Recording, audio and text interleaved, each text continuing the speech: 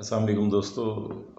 आज 18 अप्रैल 2022 का दिन स्टार्ट हो चुका है। मतलब रात ज़ाहिर है 12 बजे के बाद का वक्त है और मैं मोहम्मद अकमल ख़ान इस वीडियो के थ्रू आपसे मुखातिब हूँ।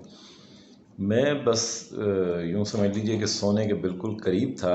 आज बहुत दिलचस्प सूरत हाल रही, सारा दिन में मुख्तलिफ़ ख़बरें आती रहीं और अब मैं बिल्कुल सोने के करीब था कि एक ख़बर आई तो उस पर सारा दिन की जो ख़बरें थीं उनके कुछ डॉट कनेक्ट हो गए और मैं आप यकीन कीजिए कि एकदम से दोबारा मतलब जाग गया फुली। और मैंने सोचा कि ये चीज़ें आपके साथ शेयर करूं कि ये कुछ अनहोनी सी हो रही हैं। There is something different which is happening. और टू माई एक्सटेंट कि मेरा इस पे एनालिसिस क्या है वो मैंने सोचा कि इसको ऑन रिकॉर्ड ले आऊँ और एक छोटी सी वीडियो इसमें बना लें। आज आपको पता है कि सारी सबसे बड़ी जो ख़बर चलती रही वो आर्मी चीफ़ के हवाले से चलती रही। मैं उसको महज एक ट्रैप समझता रहा हूँ कि वो एक्स सर्विसमैन से आज उनकी मुलाकात थी लाहौर में, तो उन्होंने बहुत सारी बातें की। ज़ाहिर है लोग जिस तरह आम लोग सवाल कर रहे हैं, इस तरह एक्स सर्विसमैन सोसाइटी जो है, जो फ़ौज के रिटायर्ड अफसरान हैं, वो भी इमरान खान साहब के पीछे खड़े हो गए हैं। वो कुछ 30,000 से ज़्यादा लोग हैं, बड़ा एक उनकी तादाद है, वोकल हैं वो ट्विटर पे, सोशल मीडिया पे। जर्नेल हैं उनमें, साबका उनमें ब्रिगेडियर्स हैं, बहुत बड़े बड़े लोग हैं। तो वहाँ पे भी सवाल व जवाब हुए। तो वहाँ जनरल बाजवा साहब की जो कन्वर्सेशन है वो मेजर आदिल साहब हैं, उनके स्पोक्स पर्सन जो एक्स आर सर्विसमैन सोसाइटी है, उन्होंने आज एक अपनी सारी चीज़ें डाली हैं और ट्विटर पे और बताया कि जनाब ये वहाँ कन्वर्सेशन हुई। तो उसमें जनरल बाजवा साहब ने यही कहा कि जी मुल्क नए इलेक्शन की तरफ बढ़ रहा है और नए इलेक्शन की सूरत में जो है ना वो लगता यही है कि इमरान खान साहब दोबारा आ जाएंगे। अगर दोबारा आ जाते हैं तो हम उन्हें होल हार्टेडली वेलकम करेंगे। खैर ये मेरे लिए ख़बर नहीं थी, मैं इसको ज़ाती तौर पे बस एक लॉलीपॉप समझ रहा था कि जो एक लोगों का टेम्परामेंट या जो यूँ समझ लीजिए कि जो सेंटिमेंट्स हैं उनको लोगों के ठंडा करने के लिए, पीटीआई के जो लोग हैं उनके सेंटिमेंट्स को ठंडा करने के लिए बयान दिया गया। खैर इससे आगे बात चली तो एक और ख़बर आई, जहाँ पर आगे मैं ठिठका हूँ वो ख़बर मैं सबसे आखिर में शेयर करूँगा। और एक और ख़बर आई वो ये कि सरे शाम हमें पता चला कि जनाब वज़ीर आला पंजाब साहब ने आज हल्फ़ उठाना था। हमज़ा शहबाज साहब ने उनके सारे इलेक्शन को जो है मुतनाज़ा कर दिया गवर्नर ने, और गवर्नर ने हल्फ़ लेने से इनकार कर दिया तावक्ते कि वो इस सारे मामले को लाहौर हाई कोर्ट के फ़ैसले की रोशनी में और रूल्स के मुताबिक जब तक नहीं देख लेंगे, उन्होंने इससे इनकार कर दिया। लिहाजा वो मामला खटाई में पड़ गया।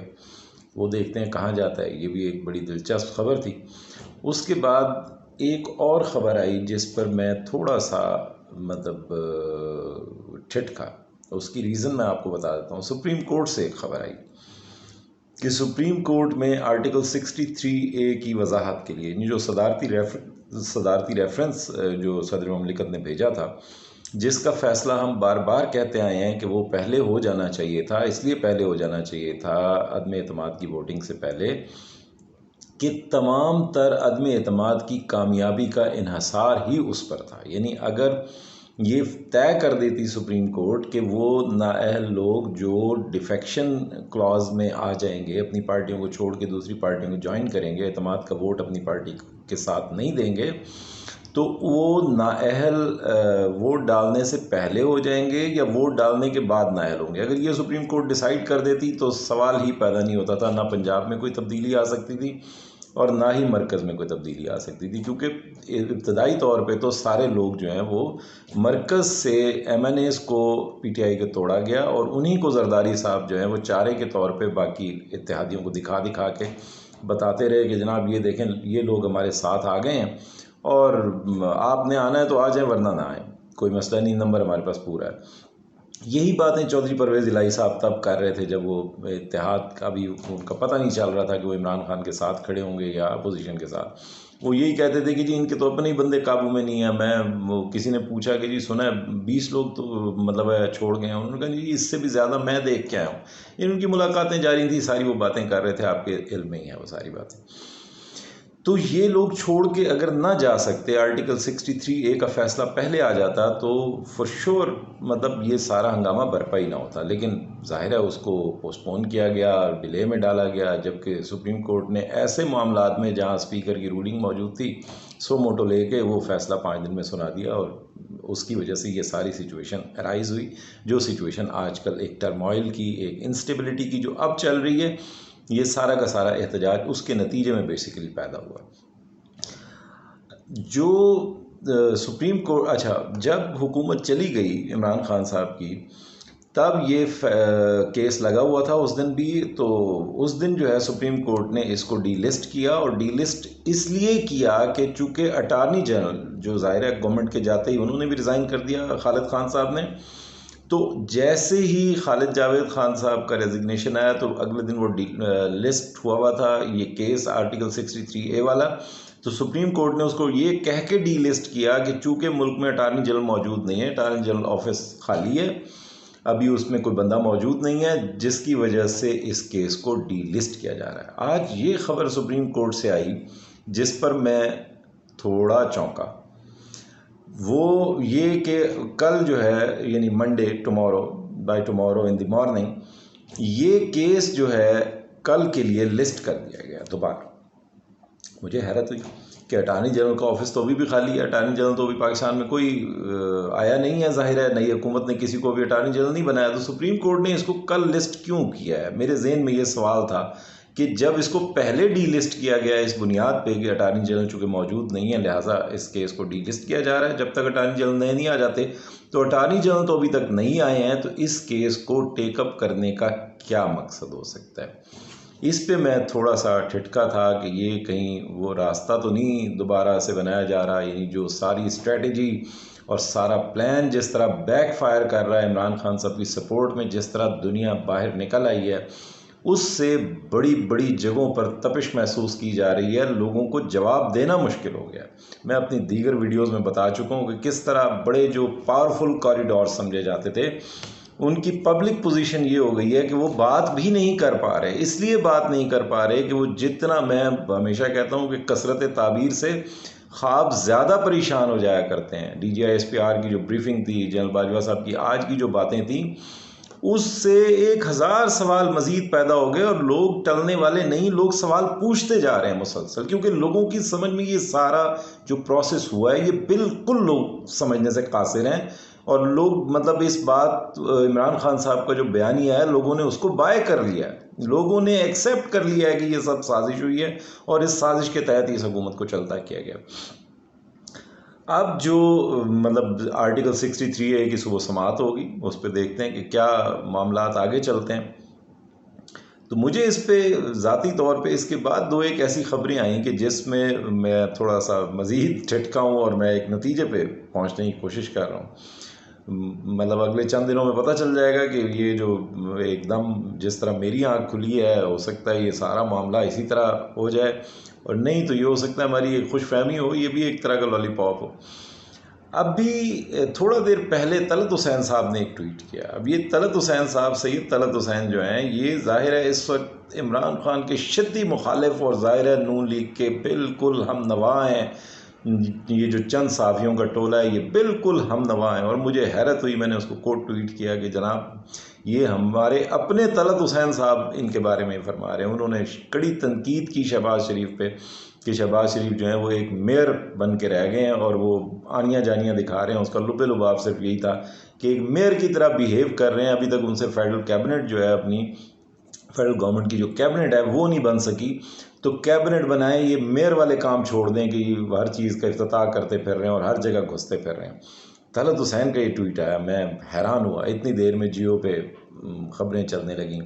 फिर फजलुर रहमान साहब की सदारत के मुतालबे आ गए कि उन्होंने कहा जनाब सदर पाकिस्तान बनाए, और किसी ने उनको कहा कि हुजूर आपकी नंबर तो है नहीं, आपके पास कितने लोग हैं? उन्होंने कहा लोग छोड़ें, मैं 2018 से मैंने कोशिश शुरू की हुई है। आप ये देखें कि हमारी जो कोशिश है उसका कोई सिला मिलना चाहिए।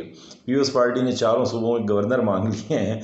तो इस तरह एक खिचड़ी पक चुकी है। एक नाअहली, जो ये नाअहल तो थे, लेकिन ये नाअहली इस तरह छुपी रहती थी कि मीडिया मैनेजमेंट इनकी बहुत शानदार थी, और मीडिया मैनेजमेंट के थ्रू ये अपने आप को बताते थे जैसे पता नहीं ये चे गुवेरा हैं, पता नहीं मार्क्स हैं, पता नहीं क्या हैं, हबीब जालिम की नज़में पढ़ते थे, और बाकी लीपा पोती मीडिया करता रहता था कि जनाब वो शहबाज शरीफ से अच्छा तो कोई एडमिनिस्ट्रेटर ही नहीं है, फलाना है ढिकाना।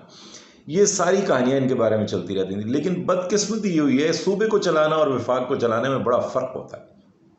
नवाज शरीफ में वो सारी सलाहियतें मौजूद थी कि वो वफाक को चला सकते थे, मतलब आप उनसे इख्तलाफ कर सकते हैं लेकिन वो एक वफाक को चला सकते थे। शहबाज शरीफ में ये सलाहियत कभी भी मौजूद नहीं थी और शहबाज शरीफ ने आके अपनी नालायकी और नाअहली को जिस बुरी तरह से अपने आप को एक्सपोज किया है वज़ीर आज़म बन के, वो सारी उम्र इसको भुगतेंगे। जो ये 7-8-10 दिन की वज़ारत उज़्मा की जो शुरुआत हैं, इसमें वो बिल्कुल एक्सपोज हो गए हैं कि उनमें कोई सलाहियत नहीं है सिवाय एक अच्छा एडमिनिस्ट्रेटर होने के, और एक अच्छा एडमिनिस्ट्रेटर एक अच्छे वफाक को चलाने की अहलियत नहीं रखता। ये कोई इदारा नहीं है जिसमें आप अच्छे एडमिनिस्ट्रेटर हैं तो चला लेंगे। सूबे को चलाना एक और बात थी, लेकिन वफाक को चलाना एक बिल्कुल मुख्तलिफ बात है। अभी हम सोने लगे थे कि एकदम एक ख़बर आई और वो इतनी बड़ी ख़बर थी कि उसने मुझे जगा दिया। जगाने के बाद मैं हैरान हुआ कि ये कैसे ये ख़बर आई। यानी MQM की तरफ से खबर आई, खालिद मकबूल सिद्दीकी साहब का एक बयान आया और उन्होंने सीधा सीधा फरमा दिया है कि अगर साजिश साबित हो गई तो हम इमरान खान के साथ खड़े होंगे। कमाल हो गया। यानी मैं हैरत ज़दा हूँ, ये सारी अवाम को कैसे जाहिल समझते हैं कि जब कश्ती डूबने लगती है तो ये कपड़े जूते छोड़ के छलांगे मारने लगते हैं। इनको पहले लगा कि इमरान खान साहब की कश्ती डूब रही है। जिस दिन इनको उस नेशनल सिक्योरिटी कमेटी, पार्लियामान की जो नेशनल सिक्योरिटी कमेटी है, उसमें वो मरासला दिखाने की पेशकश की गई, खालिद मकबूल सिद्दीकी साहब को भी उसमें बुलाया गया। यानी तमाम पार्लिमानी पार्टीज़ के जो सरबराह हैं उनको बुलाया गया कि आप आएँ, ये मरासला देख लें, ये साजिश हो रही है, आप इसको देख तो लें। खालिद मकबूल सिद्दीकी साहब ने भी उस दिन इनकार कर दिया, ये कहकर इनकार कर दिया कि जी मैं मसरूफ़ हूँ इसलिए आ नहीं सकता। मसरूफ़ कहाँ थे वो सिंध हाउस में मसरूफ़ थे जरदारी साहब के साथ डील करने में। आज वो फरमा रहे हैं कि अगर साजिश साबित हुई, भाई अभी साबित होना कुछ बाकी है।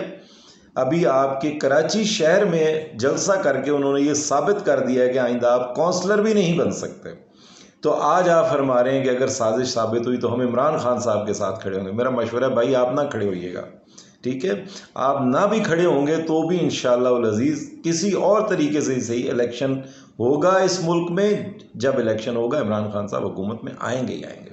लेकिन अब मुझे कुछ गेम थोड़ी मुख्तलिफ लगी इस खबर के आने के बाद। यानी जैसे हम मरी जाते हैं तो वहाँ 7 सिस्टर्स जो पहाड़ियों का सिलसिला है, लॉरेंस कॉलेज के पास खड़े होकर तो सामने नीचे वादी में जब बादल भरने लगते हैं तो लोग कहते हैं कि ये मरी का बैरोमीटर है। यहाँ पे जब बादल भर जाते हैं तो फिर बारिश आ जाती है। तो ये बैरोमीटर है, इसको मैं समझता हूँ। मैं हमेशा कहता रहा हूँ कि काफ लीग और MQM जो है ना, ये बैरोमीटर है एस्टैब्लिशमेंट के मूड को, एस्टैब्लिशमेंट के मौसम को देखने के लिए। तो ये अचानक जो मतलब है आज इसका MQM का जो बयान आया है, उससे मैं बुरी तरह ठिठक गया हूँ कि ये कुछ और होने जा रहा है, ये कुछ अनहोनी होने जा रही है। और जिस तरह आईनी तरीके से सुप्रीम कोर्ट के थ्रू इमरान खान साहब को चलता कर दिया गया, ये ऐन मुमकिन है कि 2 वोटों की अक्सरियत पे खड़ी हुई हुकूमत में अगर सिर्फ MQM हिल गई, जिसके पास 7 वोट हैं, तो आप अंदाज़ा लगा लीजिए कि ये हुकूमत तो वैसे ही आईनी तौर पर गिर गई। यानी ये हसरत उन गुंचों पे है जो बिन खिले मुरझा गए वाली इनकी सूरत हाल होगी। ये हुकूमत वैसे ही अपनी अक्सरियत को खो देगी। तो इसी असम्बली के अंदर आर्टिकल 63A का फैसला आ जाता है, वो लोग डी-सीट हो जाते हैं। MQM अगर साथ छोड़ देती है, ये हुकूमत वैसे ही अपनी अक्सरियत खो देती है। तो इसी असम्बली के अंदर इमरान खान साहब दोबारा लेजिटिमेट मैनर में वापस आ सकते हैं, आ जाएंगे। वो कैसे कि उन्होंने तो इस्तीफ़े दे दिए हैं। इस्तीफ़ों की फ़ाइल तो आज जनाब स्पीकर हमारे साबिक़ वज़ीर आज़म साहब ने फ़ाइल मंगवा के, जो डिप्टी स्पीकर कासिम खान सूरी उनको रिज़ाइंस को, रेजिग्नेशंस को PTI के एक्सेप्ट करके गए थे, वो उन्होंने स्पीकर का ओथ लेते ही राजा परवेज़ अशरफ साहब ने मंगवा ली फ़ाइल। मंगवाने के बाद वो रूलिंग दे दी कि जनाब ये इस्तीफ़े मैं कबूल नहीं करता, ये हर बंदा इनमें से इंडिविजुअली मुझसे आके मिलेगा। तो उनकी ख्वाहिश और कोशिश ये थी कि शायद इनमें से आधे लोगों को हम मैनेज कर लेंगे, आधे नहीं तो 10, 20, 30 को भी मैनेज कर लेंगे, तो एक नाम नहाद अपोजिशन बनाने में हम कामयाब हो जाएंगे। लेकिन अब ये आर्टिकल 63A का केस जो है, यानी सदारती रेफरेंस जो है, वो इसमें सुप्रीम कोर्ट में लग गया है। MQM का ये बयान आ गया है, फजलुर रहमान साहब की फरमाइश आ गई है कि सदर बनाएं नहीं तो फौरी इलेक्शन कराएं। जरदारी साहब चारों गवर्नर मांग रहे हैं, 20 और 40 सीटें, 20 NA की और 40 जो है MPA की सीटें मांग रहे हैं। इस सारे कज़िए में मुझे लगता है कि सिवाय नून लीग के और किसी को कोई नुकसान नहीं हो रहा। ठीक है, तो इस सारी सूरत हाल में और जो ये डेवलप हुई है कि अगर MQM साथ छोड़ जाती है तो ये सुप्रीम कोर्ट के थ्रू ही आर्टिकल 63A का फैसला हो या MQM साथ छोड़ जाए, इसी असम्बली के अंदर इमरान खान साहब दोबारा वापस वज़ीर आज़म बन सकते हैं, क्योंकि इस्तीफ़े स्पीकर की रूलिंग से नामंजूर हो गए हैं सारे के सारे। बड़ी दिलचस्प सूरत हाल है पाकिस्तान में। ऐसी दिलचस्प सूरत हाल आपने कभी नहीं देखी होगी कि सुबह दोपहर शाम जो है मौसम बदल रहे हैं। अपना बहुत ख्याल रखें। Thank you very much. आगे देखते हैं कि क्या होता है।